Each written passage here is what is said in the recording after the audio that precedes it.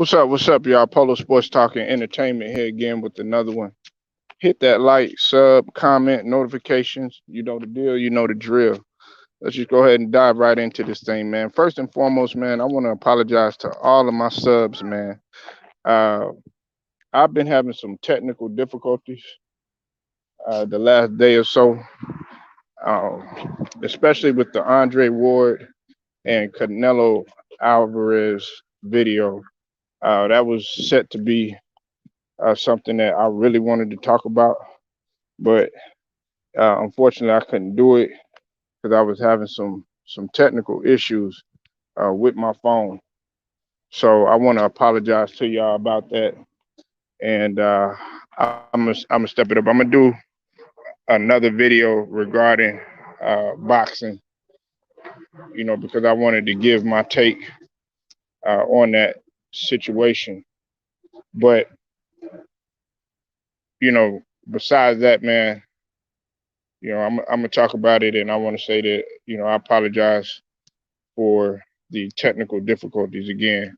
Okay, so just look out for that video and look for me to go live again. Okay, but nevertheless, let's just get right into it. Okay, now Maront, uh, the guard for Memphis, exciting, explosive, uh, bullheaded, uh, and heart of a lion, heart of a champion, came out and boldly said that he agreed with LeBron. And basically, what LeBron was saying is that many players uh, shouldn't be working on moves that they're not going to use in the actual real game in the off season. Okay, here's my take on it. Okay, now from my experience and from what I've been taught when we talk about the game of basketball, when we talk about round ball in general, what I've been told and how I did things might be different from another player. You see, but this is what I would do. Okay, you want to take everything like one step at a time.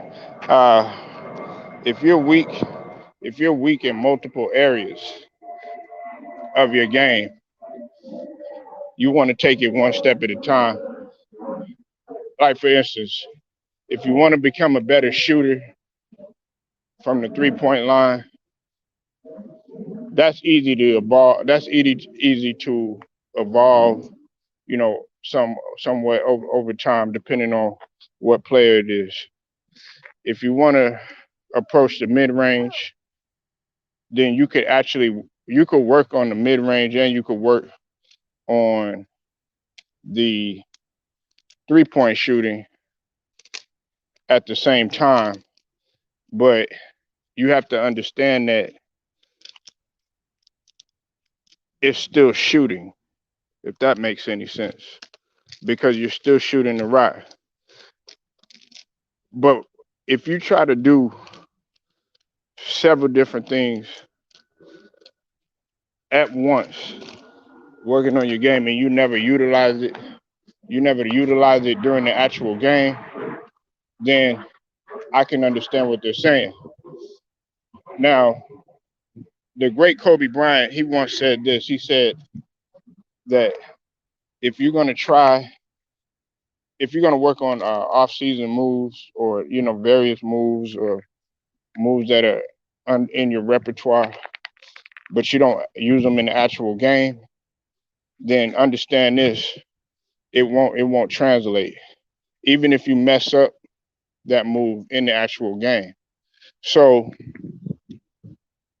Kobe was right, because if you're sitting there and you're trying all these moves that you're doing in the off season and stuff, or you even doing it in pickup games and stuff, but you never do it in the actual game situation, then you're wasting your time and your energy. But if you want to focus on like becoming a better defender, or you want to focus on your quickness.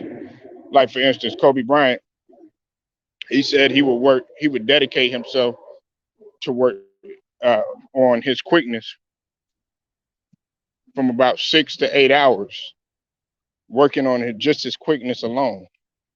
And that's how much you have to dedicate to a certain aspect of your game. Now, I'm not here to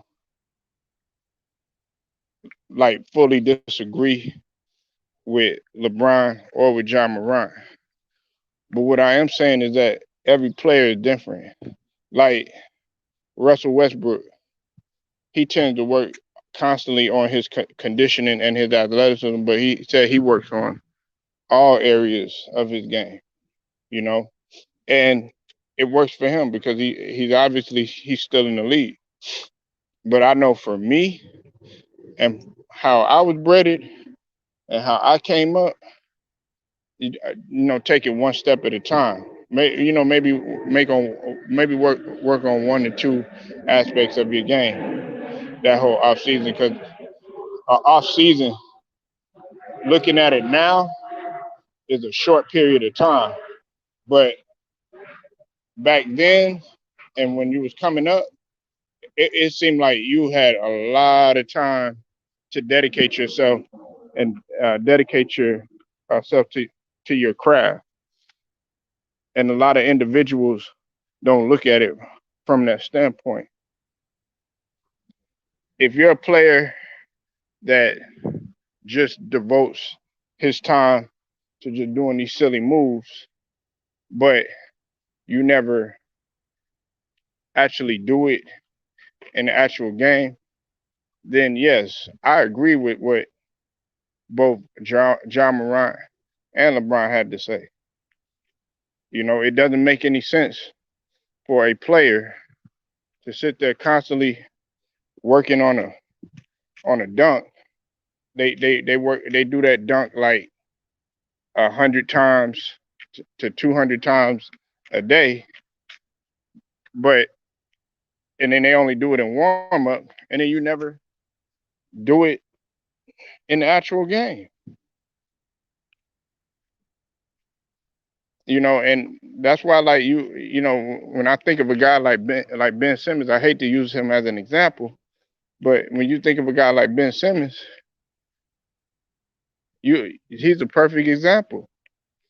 You're doing all this shooting in the off season, and you're showing it on the gram or you're showing it on social media, but when it comes to a real game like situation, you won't even attempt the jumper.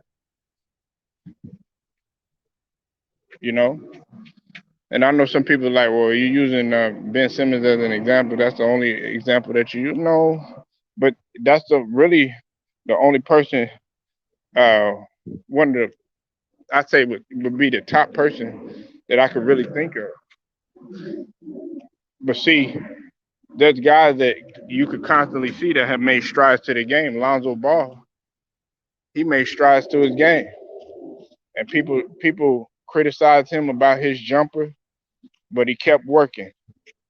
He kept trying to figure it out. He had to improve in terms of being a better finisher or really attacking the basket, knowing how to attack the basket. He got somewhat a little bit better, but there's always room for improvement. He's still young, and he he did it one at a time.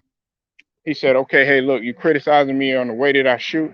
Okay, I'm gonna change up my form a little bit. Jumper was still a little shaky. Okay, you criticizing me on how accurate I am.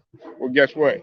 I'm gonna pick up my accuracy for you, and then so on and so forth.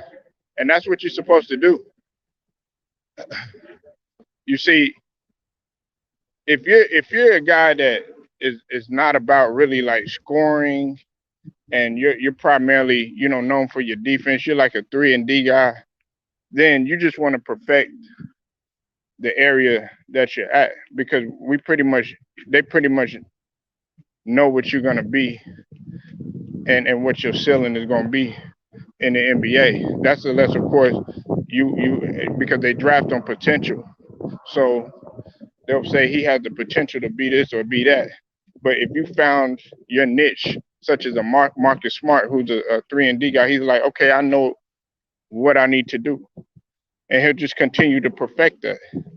But if you're trying, if there's a player like a John Morant who could do so many things and has the potential to, still a little bit shaky in some areas, but will grow and evolve with time, then of course you're gonna have to take that. If I were Ja, I would be taking it one step at a time. But like I said, every player is different. Every individual is different. Every player had what works for them, and they will utilize that. You know, we often try to be like, well, such and such did this, or such and such did that. Well, that player is not the same as that next man. That player is not the same as that next man. That where that man thrives in one area, the other man may be lacking. That guy might be the greatest defender right now, but the other guy still needs to work a little bit harder.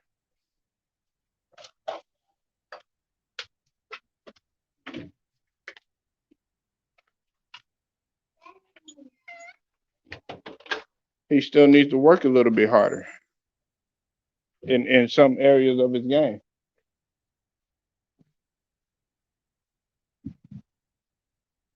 And look, I I've always approached the game, serious regardless. And this is when I learned about this in high school. I so many guys would be like, well, why are you trying to focus on so many things? And I wouldn't listen. I was stubborn. But then as I got older, I started to realize, okay, and then I started seeing other guys just focusing just on one specific thing. But like I said, I'm different, and other players may be different.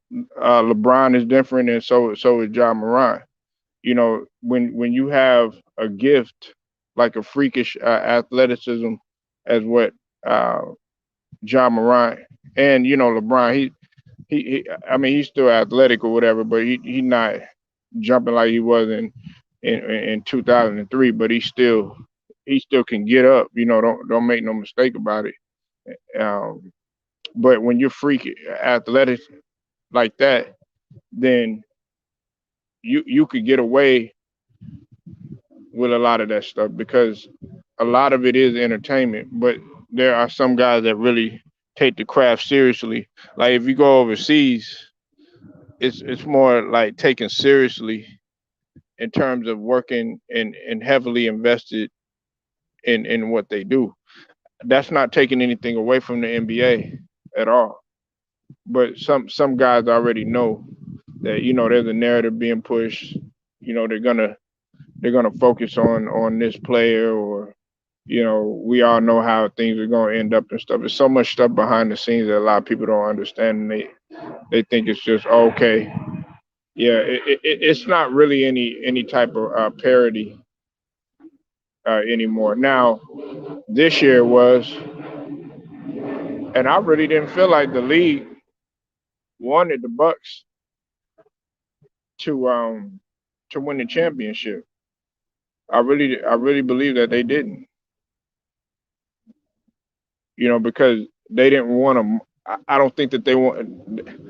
Milwaukee's not a big market. It's not a big market. It's a respectable market, but it's not a big market like say a Chicago, or like say a New York, or like say a LA, or like say a Miami, or even a Dallas. And speaking of Milwaukee, you see another example of coming back year after year, improving in the area is Giannis. Everybody talks about he's playing the same way each time. He's improved every single year. Now, you might equate that to him being unsuccessful in terms of the team. You know what I'm saying? What's up with it, T Price? I see you in the building, man. I heard, man, you was hitting on some facts on Ticket's channel the other day about LeBron. Look, I'm talking about him, but I'm like, man, if y'all look, y'all pretty much trying to close the casting. Ticket done closed the.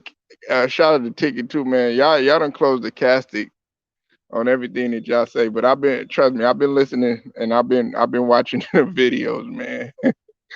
But I'm I like to talk about other people, but in this regard, I'm talking about really John Morant on what LeBron has said or whatever. But nevertheless, shout out to T Price, man. Go sub to his channel. But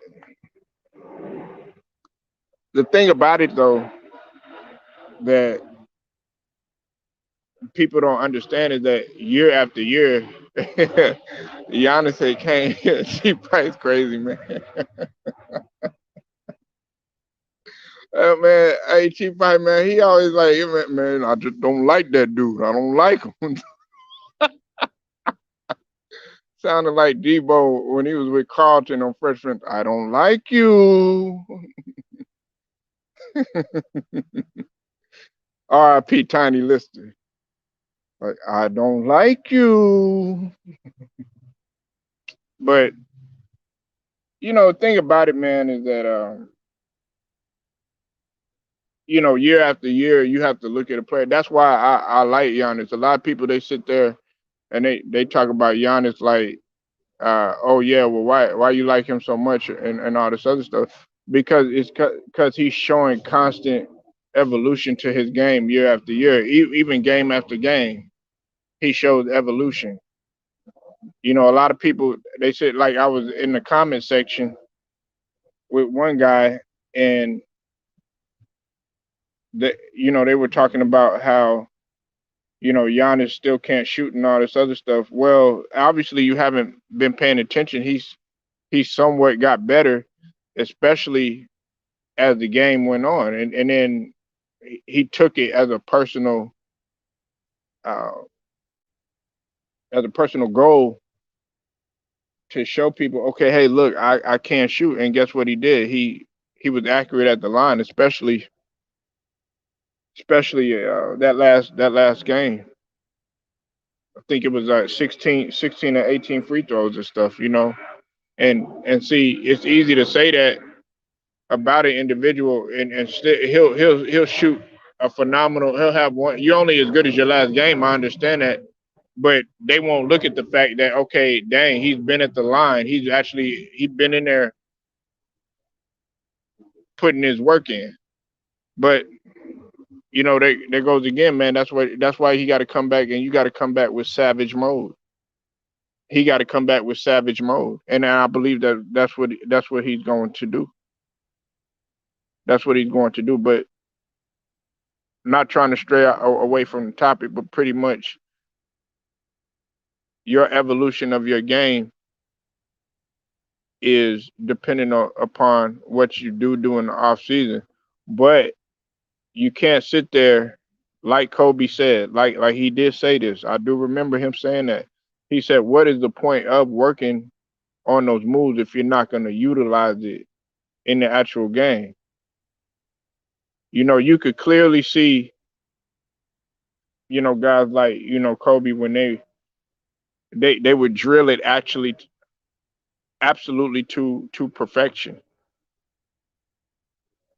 That's what they would do, and it worked for them, and that's why they were successful.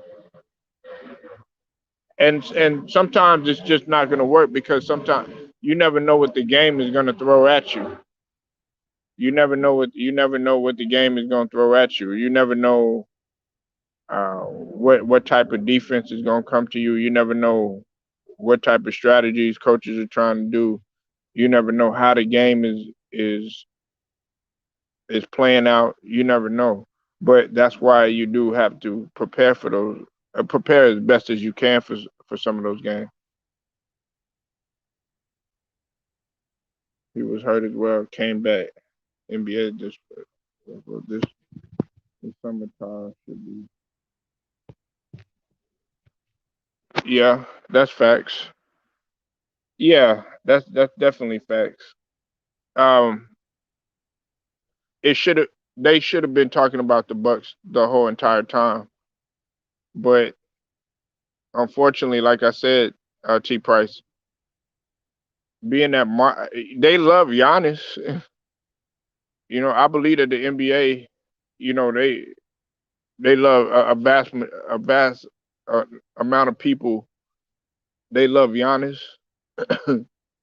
but they don't want to market around guys like Giannis or KD or Kyrie because the media has an agenda, and the media, then they're not so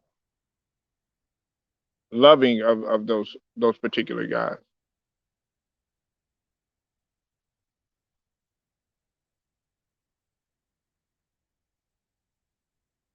What's up, LT?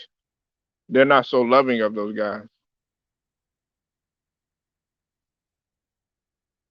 Well, cheap price, man. Like we've talked about this numerous of times, numerous of times.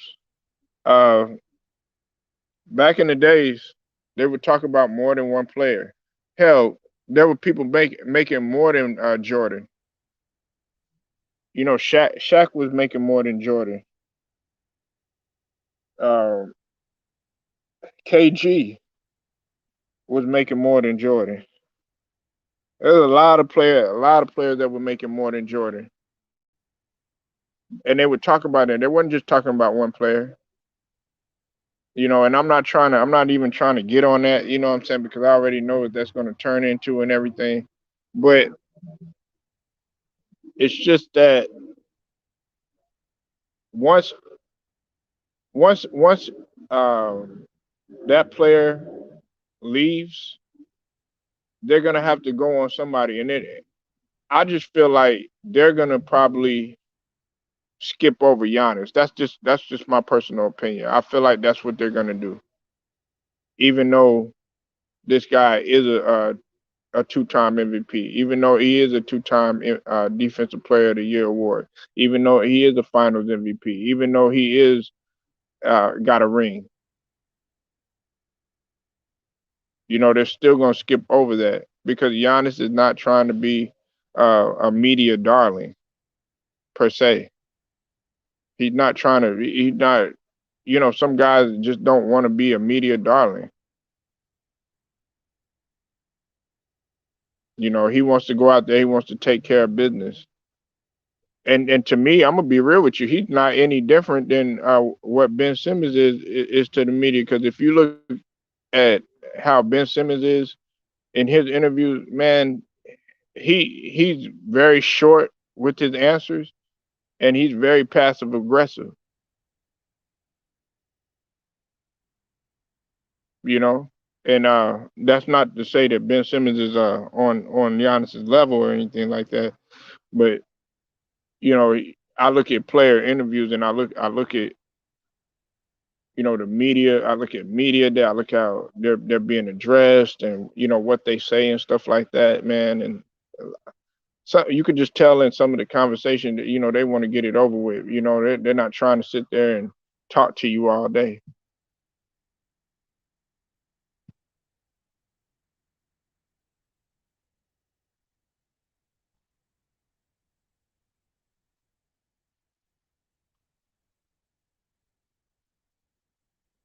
Well, they already tried. They already tried with Kyrie. Hey, listen, I'm gonna say this, LT. If Kyrie would have if he would have retired like Nick Wrong said that he was gonna do if they traded him, I wouldn't be mad at Kyrie because Kyrie looks like he's over the bullshit. He looks like he's tired of the NBA. He looks like he's tired of it, and I can't blame him. He wanted to start his own league. They want to criticize, Kyrie. Now, has he been, some things could he have done a little bit differently? Yeah. But, at the same token, you can't get in there. in somebody's mind and tell them how to feel about certain situations. You can't sit there and tell that man how to think or how to feel. He's a grown man, and he moves to the beat of his own drum, and he's been successful at it. If you made it to the NBA, you successful, but you want to continue being there. Now your level of success, that's a question. But that's why I don't never get on here, no matter how I may feel about a player or something like that. He may not be the player who I desire to watch, but I would never call another player trash. Some other player they might be like, or some other person might be like, oh yeah, well Zaza Pachulia, he was trash, but I'm not gonna call him trash because okay, where did you play? What level did you make it to? Can you get up in? Can you go face Jaja Pachulia and put up buckets against him? So that's why like people got to understand what they're saying before they say, "Oh man, he trash." Oh man, da, da, da, da, da." No, know what you're saying before you say that. Know what you're saying before you say that. But it's okay for you to sit there and say, "I don't desire to watch that person." But there you go again. You have people out there that say stuff and don't understand. They don't even come with any type of logic with what they're saying. They just hate on a player just because that person said it or they don't know how to stick to their own mind. They don't have their own mind.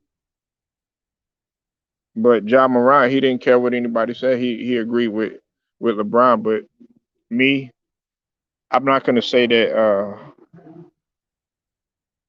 I disagree with them. I just say, you have to. Every other player is different. Some players may not even play in the off season. Some players want to actually get away from the game and just rest and heal their body. That's their off season work. Whereas you might have a guy like John Morant who's getting criticized heavily as he's young, and he might take that to heart, and he might work on two or three different parts of his game, and it might work for him. And they'll be like, "Oh well, John Morant, he came back with even a better 3-point shot. Oh man, look at this man. He's he's playing less out of control, and he's worked on both of those aspects of his game. It might work for him. It might work for him.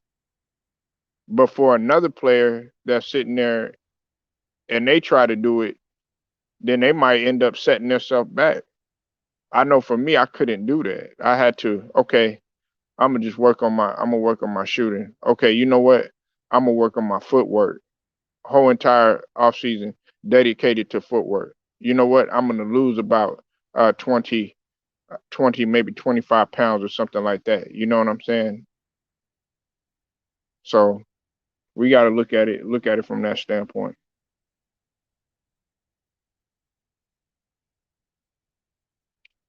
But besides that, I'm gonna go ahead and get up out of here, man. I thank y'all for pulling up, LT and T Price, man. Like this video, share it, subscribe. Also hit the notification too. I'm gonna be coming with some today, man. Like I said, I apologize once again for the technical difficulties, man, that I had yesterday. But I will be getting into boxing, and I will be talking some football too as well today. So until then, man, Polo Sports Talking ENT, man. I'm gonna get at y'all later.